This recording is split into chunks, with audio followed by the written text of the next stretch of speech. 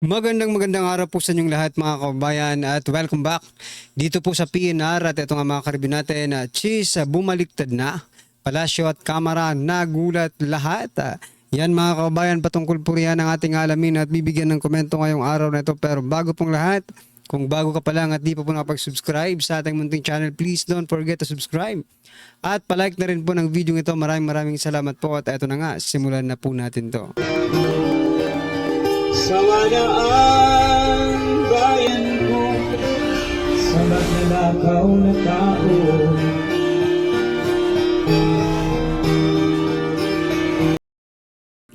So yan mga kababayan, bago po natin muling i-play ang video ito, pasadahan po muna natin ang mga nagtitrending na mga balita dito po sa mundo ng social media. At eto nga, unahin na po natin to.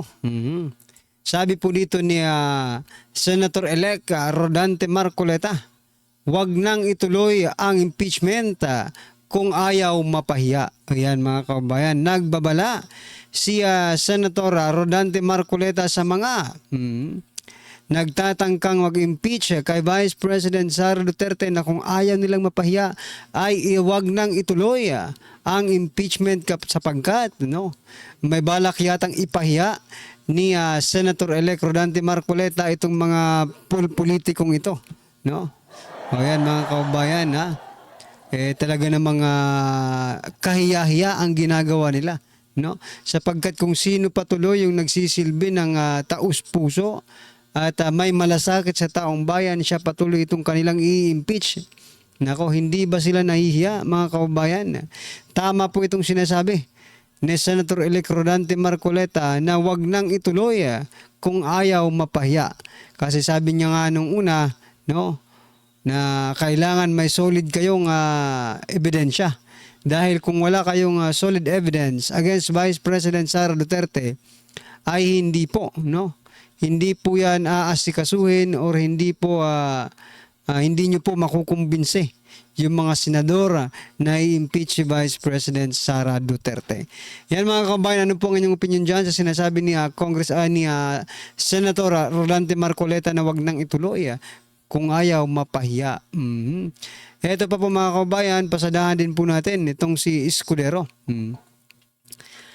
Escudero itinatangking ginagamit impeachment ni VP Sara para manatili sa posisyon. Nako, gaano kaya ito katotoo mga kababayan? Kayo, naniniwala ba kayo na hindi ginagamit ni Escudero ang impeachment ni Vice President Sara Duterte para manatili siya sa posisyon? Medyo pwede, di ba? Kasi konti na lang sila pag na-attract nila or nakuha nila ang loob ng Duterte Bloc, posibleng iboto itong si Escuderong ito, di ba? Pero wag na po tayong magpatumpik-tumpik pa, mga kababayan. Kung House Speaker kung Senate President lang naman ang pag-uusapan, di hamak na mas ito si Senator-elect Rodante Marcoleta. Di hamas may capacity to manage ang Kongreso ni Senator-elect Marcoleta, mga kababayan. So, wag na po itong si Escudero. So, ito pang balita mga karibin natin mula po sa ABS-CBN News 1 hour ago. Hunger incidents drop significantly for the 300,000 low-income families who are initial beneficiaries of DSWD's flagship Walang Gutom program. Secretary Rex Gatchalian report. Nako. Bumaba daw ang gutom ng 300,000 low-income families who are the initial beneficiaries of DSWD. So yan mga kababayan. Gatchalian says the DSWD is now integrating the Walang Gutom program to the government's program to the government's 20 pesos per kilo rice program. Nako. Pag-iisahin na lang ang Walang Gutom program at ang 20 pesos rice program. Puro na lang kayo program. Ang dami nyo pang programa. Kung iniisa nyo lang yan at lahat binibigyan, sa dami niyan, di ba? Talagang maiibsan po ang kagutuman. Pero sa dami naman po yan, no, ng mga program-program ninyo, pero iilan lang tao ang nabibigyan ninyo, ganun din mga kababayan. No? Hindi na justify yung sinasabi nyong nag-drop yung gutom. Anyway, sabi nga po dito sa comment mga kababayan, bakit ganun? Ha? Puro na lang ayuda sa mga hindi mga tambay, no?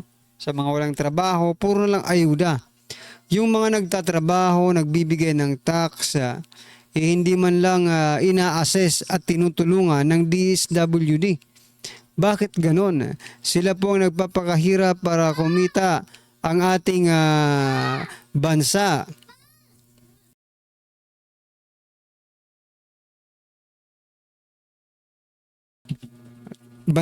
Para kumita ang ating bansa, di ba? Magkaroon ng napakalaking tax tapos ibibigay lang pala sa mga walang trabaho. Yung mga nagtatrabaho ba, hindi ba nila kailangan ng ayuda? Hindi ba nila kailangan ng assistance coming from the government? Hindi ba sila bumibili ng mga basic needs na mahal, patuloy ang pagtaas ng mga presyo nito, di ba? Dapat ang inaasikaso ninyo itong mga taxpayer na ito. Yung mga nagtatrabaho. I-assess nyo naman at bigyan nyo rin po ng ayuda kung pwede. Di ba? Kasi sila po ang nagtatrabaho. Baka hindi na yan magtrabaho, di ba? Baka isipin nila, nako, yung iba nga, tambay-tambay lang, mayroong mga ayuda na natatanggap. Di tatambay na rin ako, wag na akong pumasok sa trabaho. Di naging problema patuloy ngayon. Dadami, no? Buti sana kung lahat nabibigyan, kaso hindi rin no? Naku po, ano nangyayari sa DSWD? Gaya nito, di ba? Nag-trending to Gaya po nito mga kababayan, babaeng lumabas sa isang imburnal sa Makati, binigyan ng 80K ng DSWD para makapagpatayo ng sari-sari store. Kita nyo na yan. Marami pong nagtitrending ngayon na nagpapapicture sa loob ng imburnal, no? Dahil tama ba itong ginawa ng DSWD? Binigyan nila ng pera 8,000 pesos. Yung babaeng ito, or kailangan pa nilang i-assess bakit nandun siya sa ilalim ng imburnal, di ba? Ano ang dahilan kung bakit nandun siya? Pera ba ang solusyon? Hindi, nagtatanong lang tayo mga kababayan. Pera ba ang solusyon kung bakit siya napunta doon sa imburnal na yon? Di ba? Mapapaisip ka talaga bakit nandun siya? At binigyan agad ng 80K ng DSWD. So, kaninong pera yan? Pera po yan ng mga taxpayer, binigay mo dyan sa babaeng yan. We are not against na tumutulong kayo. Pero syempre naman, no? Ayusin nyo naman yung pagtulong nyo. Parang hindi akma na bigyan ng ganyang kalaking pera, no? Yung babaeng nandoon sa... Kasi hindi niya yan mamamanage For sure, mga kababayan. Hindi niya yan mamamanage. For sure. Kasi hindi naman siya sanay na magsari-sari store. After 3 months, 5 months, ubos na yan. 80K na yan. Problema na naman. Bakit hindi nyo muna ayusin nyo po? Nako po, talaga Ano po ang inyong opinion dyan mga kababayan? I-comment nyo na lang po. At eto pa, pasadahan po rin natin itong si Mayor Baste Duterte. May mensahe po siya kay Torre. Sabi po dito, I would admire this person, Torre, if he did everything with due process. Technically, if you talk about the case or review what happened, what transpired during that time, yung ginawa kay former PRRD at ginawa sa KOGC at lahat, he was only handpicked there by the administration because he is an attack dog. Nothing more than that. Tama, palakpakan po natin.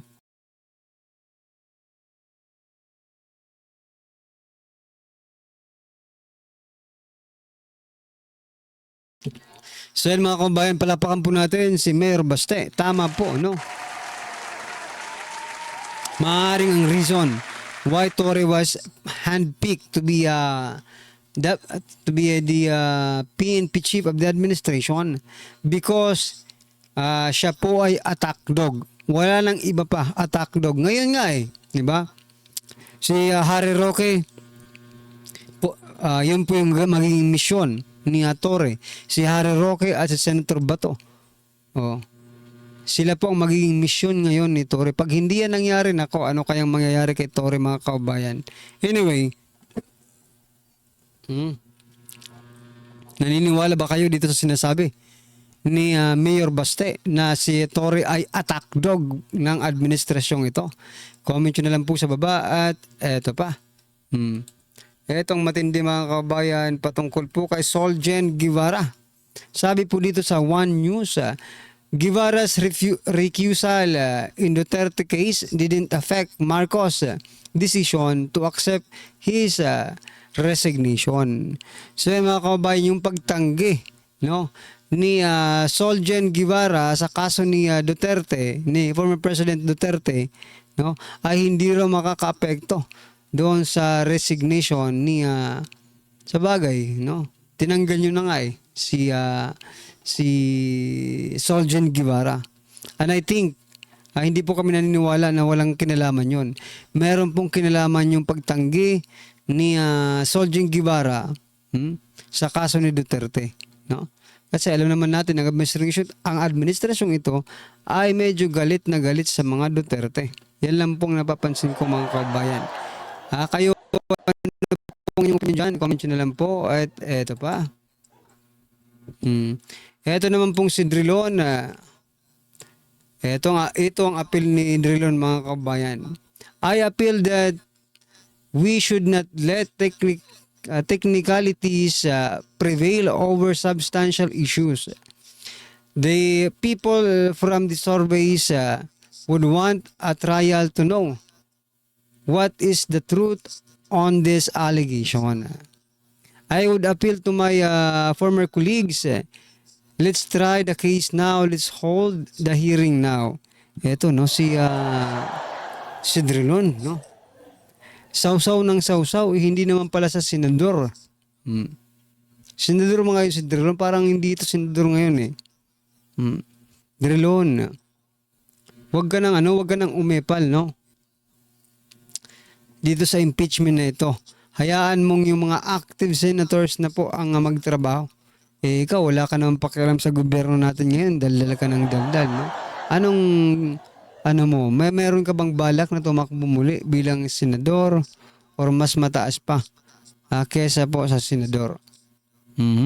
Ano pong inyong opinion dyan mga kabayan? Comment nyo na lang po. At eto, mukhang effective po si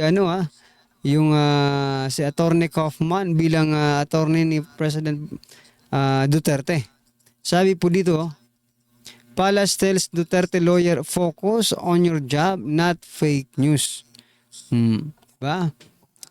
Kapag tinatamaan na sila, sasabihin na ganila, that's fake news.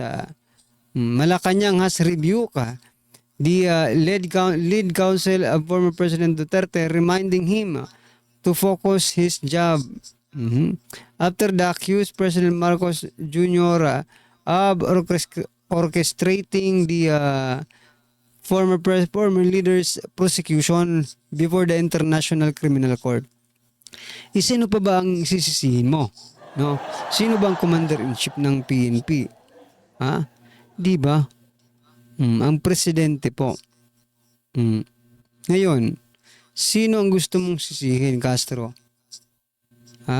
Dito sa mga ginagawa ni Torre, nagre-reflect po yan doon sa kanyang boss. Sino ba ang kanyang boss? Di ba si President Bongbong Marcos Jr.? Kaya wag ganun. Wag mong sabihing fake news agad si Kaufman. Okay, kaya kung ikaw nga, di ba? Nagpe-fake news ka rin eh. Eh, dapat umaamin ka rin sa mga kasalanan mo. Yung Castro. Para wala ng fake news, okay? Alright mga kabayan, ano po ang inyong opinion dyan? I-comment nyo na lang po at eto, pasadahan po natin to at bigyan natin ng reaksyon. Eto na po. Okay, hindi naman to kapihan eh.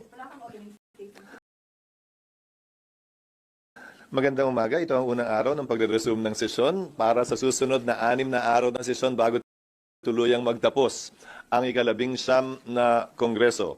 Inaasahan namin ang siksik at maraming mangyayari at magaganap kaugnay ng pagpasa ng mga makabuluhang legislasyon. Gayun din, iba't ibang usapin na kailangan harapin ng Senado at ng Kongreso bago kami magtapos sa ika-11 na kongreso. Good news po, itong pag-usapan natin tungkol sa impeachment ni VP Sara.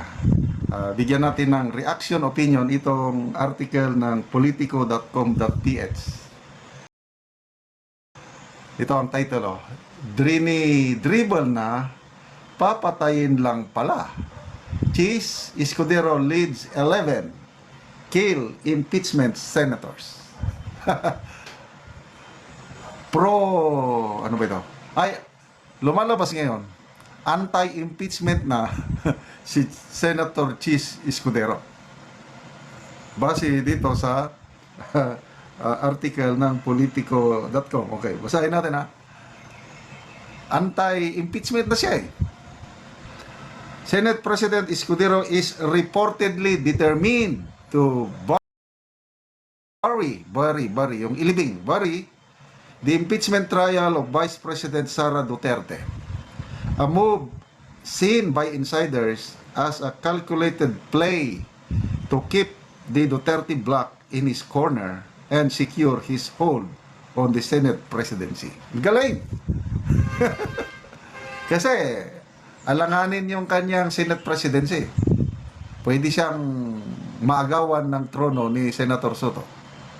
Now, with this move, papatayin niya ng impeachment trial during his term. Baka maging Senate President pa rin siya. Kasi ang aim man lang ng Duterte bloc is patayin ang impeachment.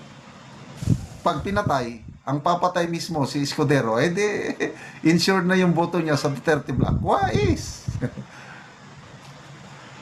Politico learned that at least 10 senators are backing Escudero's play, either as outright Duterte allies or fence-sitters who would rather not rock the boat. So, sino-sino yung 10 senador? Duterte plus 1. 10 senador, ayaw ng impeachment plus Escudero, 11 na sila. Kaya Duterte plus 1. For starters, those known to be openly opposed to Duterte's impeachment are Bato, De La Rosa, Bongo, tatlo. Bato, Go, and De La Rosa. Tatlo na yan, ano? And of course, Senator Amy, 4 na yan. Yan. So yan mga kabayan, ano po ang inyong opinion, reaksyon patungkol po sa video ito? Magtatagumpay ba silang ma-impeach si Vice President Sara Duterte or hanggang dito na lang itong impeachment complaint or case against Vice President Sara Duterte? Or yan mga kabayan, ano po ang inyong opinion? I-comment nyo na lang po at maraming salamat. Sawaya ang bayan ko sa magnanakaw na tao.